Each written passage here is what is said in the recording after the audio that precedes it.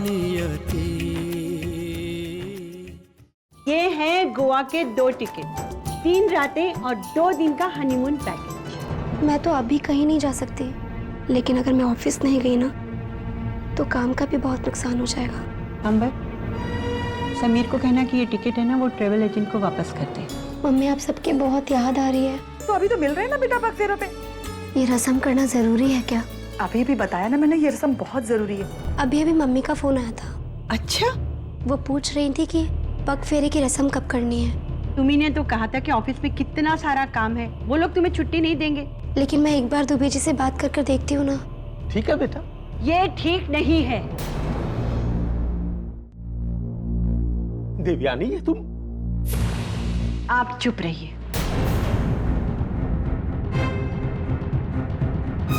तुम अपने काम की वजह से अपने हनीमून पे नहीं गई, बुरा लगा, लेकिन मैंने सब्र कर लिया कि चलो काम पहले है। तुम्हारा हनीमून ट्रेवल के प्लान को कैंसिल करवाने में कितने सारे पैसे बर्बाद हो गए, और आज मायके की एक पुकार पर सारे काम धाम छोड़कर वहां चली जाना चाहती हो।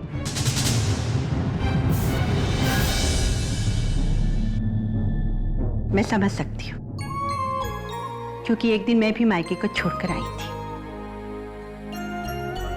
तुम पग फेरे की रस्म के लिए जा सकती हो,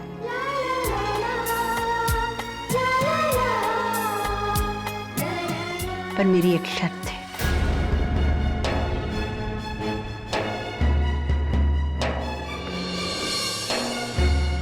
तुम वहां सिर्फ एक दिन के लिए जाओगी। देवयानी, ये तुम क्या कह रही हो? शादी के बाद वो मायके पहली बार जाएगी, एक दिन में वापस कैसे आएगी? क्या अच्छा लगेगा? मैं जानती हूँ अच्छा नहीं लगेगा, पर और कोई चारा भी तो नहीं है नियति के पास।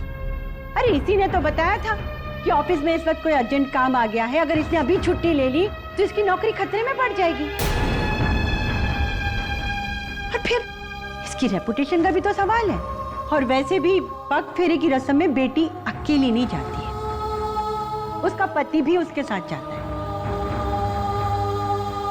और छोटी होली भी तो आ रही है। अरे होली पर हजारों काम होंगे, ये तुम्हारी पहली होली है, 50 लोग तुमसे मिलने आएंगे, तुम्हारा भी तो शामिल होना जरूरी है ना? क्यों नियति? मुझे आपकी ये शर्त मंजूर है।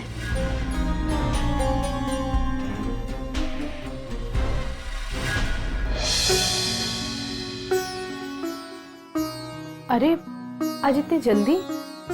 जल्दी निकलूंगा तभी वो एजेंट पकड़ में आएगा। लीजिए चाय। 20% का नुकसान ही सही, कम से कम गोवा के ट्रिप का 80% तो वापस मिल जाएगा ना। वैसे पहली बार देख रहा हूं कि 20% का नुकसान होने के बाद भी मां कुछ नहीं कह रही है। एक शब्द नहीं कहा नियति से उन्होंने। कमाल है ना। वैसे देखा जाए तो नियति ने समझदारी से ही काम लिया है, जो सारा फैसला माँ जी के ऊपर डाल दिया। लेकिन एक तरीके से तो उसने अपना फैसला पहले ही सुना दिया था ना। मां कहती भी तो क्या कहती?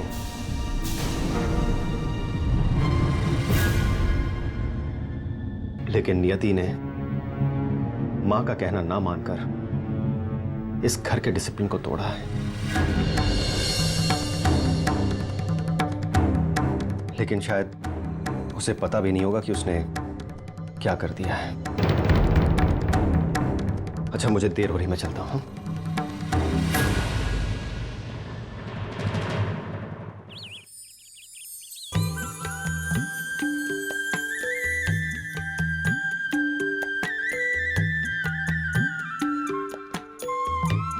ये लीची पकौड़े कैसे बने हैं? आज बहुत दिनों के बाद तुमने कोई चीज दिल से बनाई है।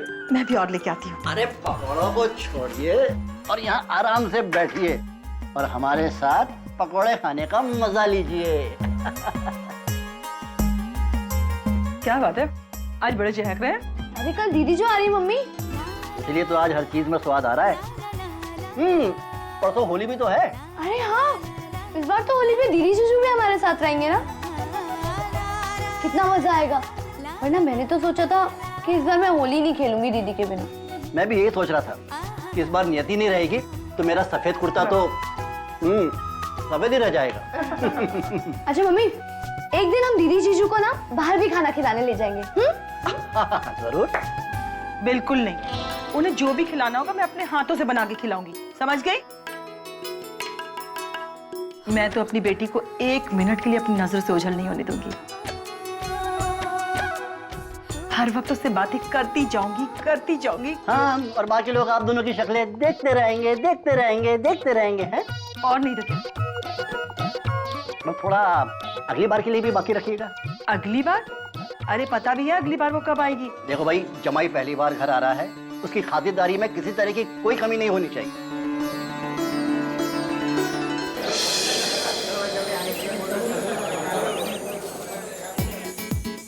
ये वाली देखिए, बहुत भारी काम है और दाम एकदम रीजनेबल है।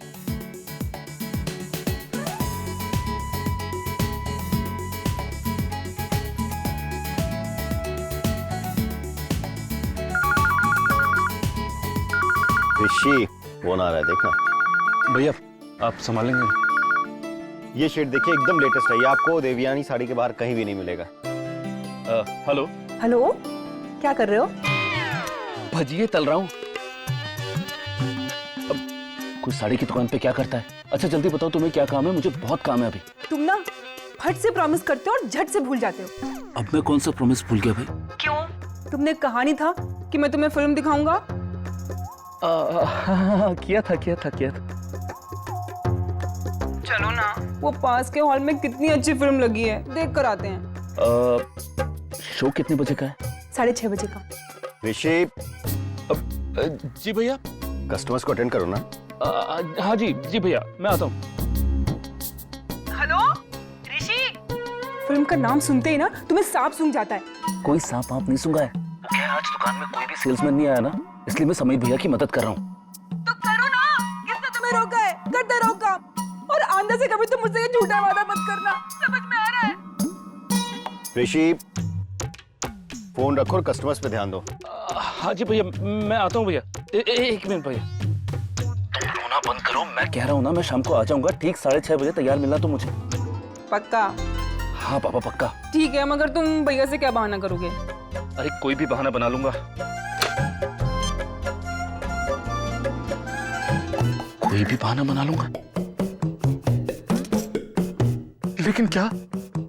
ऋषि, कस्टमर्स को। जी भैया, सॉरी मैडम, ये देखिए।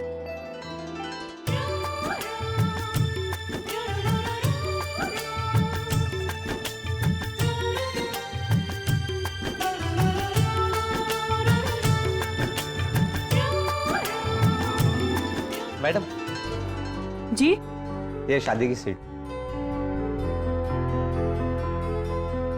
और ये बिल।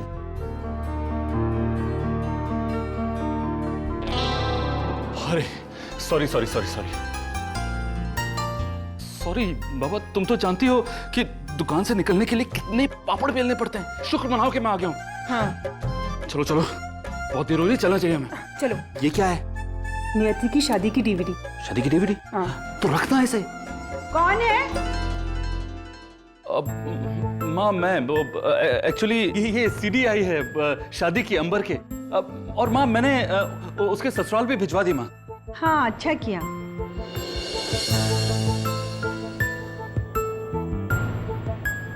तुम दोनों कहीं जा रहे हो क्या?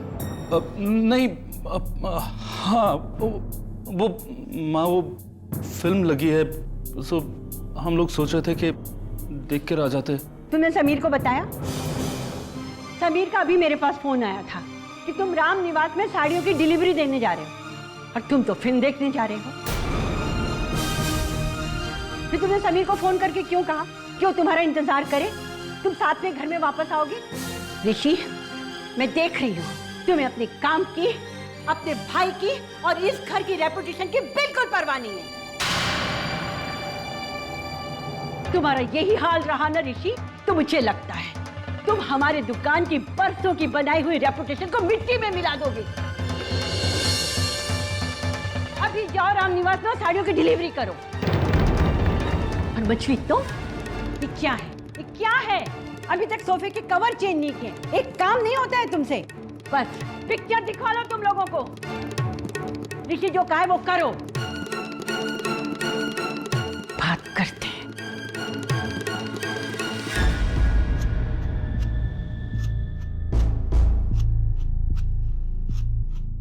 नियति ने हनीमून का पैकेज कैंसिल कर दिया तो उससे किसी ने कुछ नहीं बोला। एक जरा सा मूवी जा रहे थे तो इनकी बिजनेस की रेपुटेशन दांव पर लग गई।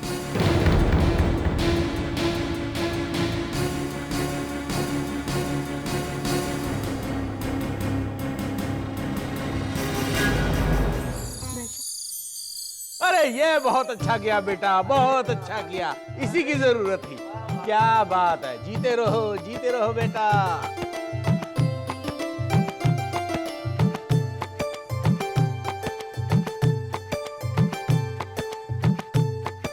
अरे ऋषि बेटा, जी माँ। वो साड़ियों की डिलीवरी कर दी थी तुमने?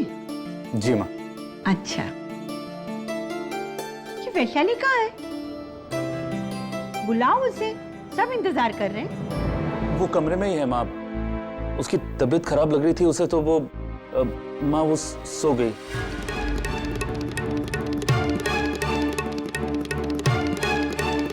मतलब वैशाली दीदी अभी तक गुस्से में है?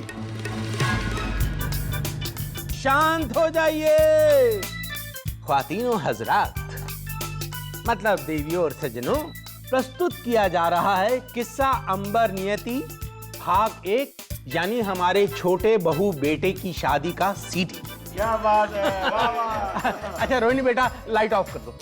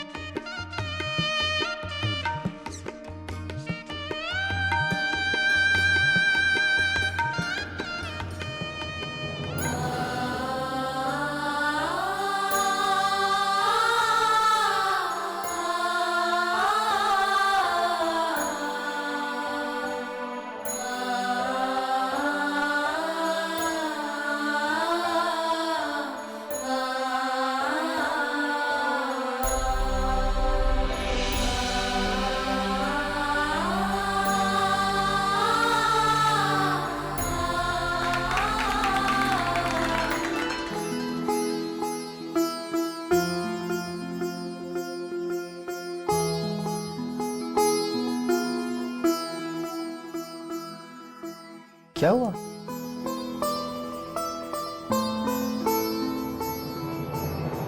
वैशाली दीदी के बारे में सोचकर बुरा लग रहा था, और मेरे बारे में भी। जब से इस घर में आई हूँ ना, किसी भी चीज की प्रॉब्लम की वजह मैं ही बनती जा रही हूँ। तुम जानबूझकर थोड़ी ऐसा कर रही हो।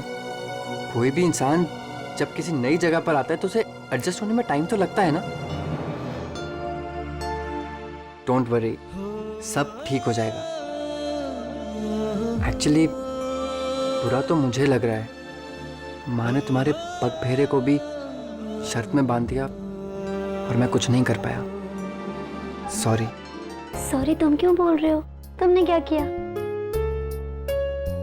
वैसे सच बताऊं तो मम्मी ने भी कुछ नहीं किया। मुझे उनसे कोई शिकायत नहीं अंबर। उन्होंने जो कुछ भी कहा था ना, उनका एक एक शब्द सच था अंबर। लेकिन अब ये ना मायके और ससुराल का दो रहा। मैं ना अंबर हर पल खुशी का यहाँ भी जीना चाहती हूँ और वहां भी। लेकिन हम तो वहां पर एक ही दिन के लिए जा रहे हैं ना। अरे तो क्या हुआ, हम एक ही दिन में वहाँ इतना मजा करेंगे कि लगेगा हम यहाँ हफ्तों से आए हुए हैं। अब सो जाओ, सुबह 8 बजे से पहले घर से निकलना है। क्यों? किसने कहा? माँ ने। शादीशुदा लड़की का पहली बार अपने मायके जाने का मुहूर्त 8 बजे से पहले ही होता है, उसके बाद नहीं। तो सो जाओ जल्दी से। चलो चलो आओ, आ जाओ आ जाओ।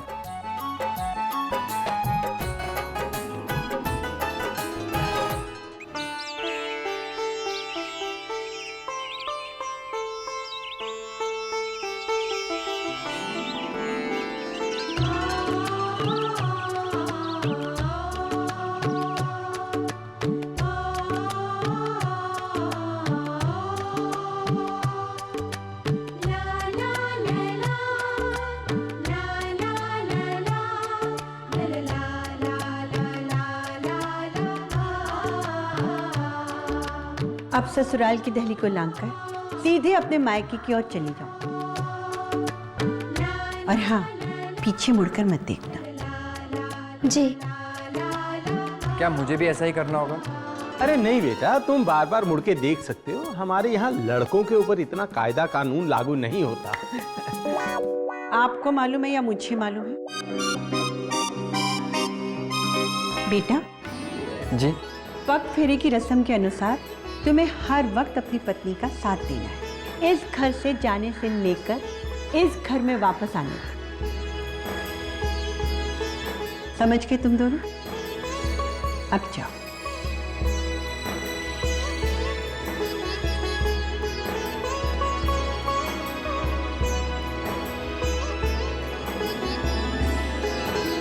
बहू, कुछ मीठा खाने का मन कर रहा है। बड़ी, करेले का जूस ला कर दो इन्हें। केले का? आप भी ना।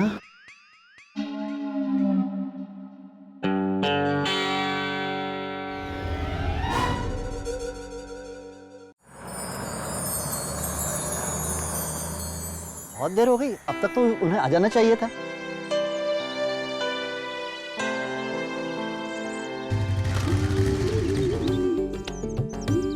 लो, आ गए।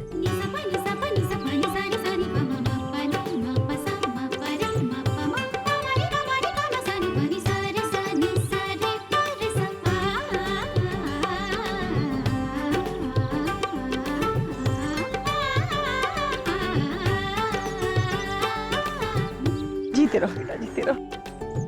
आजा आजा आजा, आ गया मेरा बेटा। जरा देखे तो कैसा है। हाँ, खुश लग रहा है। जीते रहो बेटा, जीते रहो।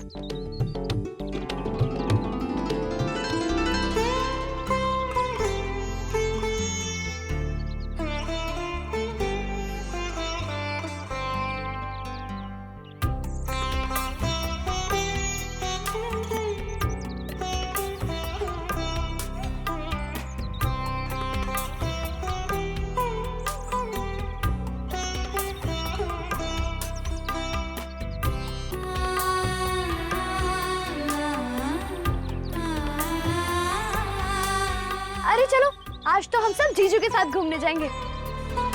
अरे अरे नहीं नहीं, कोई कहीं नहीं जा रहा। जरा 2-4 दिन अपनी बेटी को जी भर के देख तो लूं।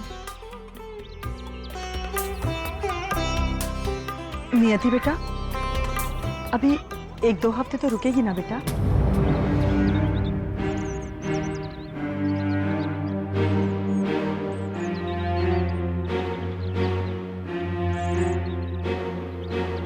क्या बात है बेटा, तू कुछ बोल क्यों नहीं रही? कोई परेशानी है क्या? मम्मी, मैं आज शाम को ही वापस जाऊंगी।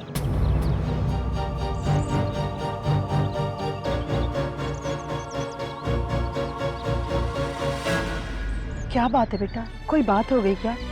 दिव्यानी जी नाराज है हमसे? नहीं मम्मी, ऐसी कोई बात नहीं है। अगर ऐसी कोई बात नहीं बेटा, तो पगफेरे में 2-4 दिन तो रुकेगी ना? कल होली भी है और शाम में पूजा भी। कल होली है ना मम्मी, इसीलिए मम्मी जी चाहते हैं कि हम पहली शादी के बाद की पहली होली वहीं मनाएं। इसका मतलब तू होली हमारे साथ नहीं खेलेगी?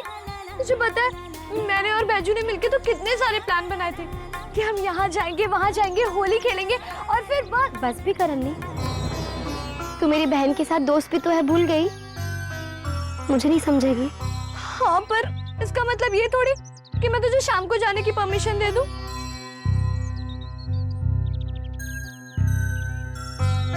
देख अन्नी, वहाँ पर बहुत सारे मेहमान आने वाले हैं, होली है ना, बहुत सारा काम भी होगा और अब मैं इस घर के साथ साथ उस घर का भी हिस्सा हूँ ना।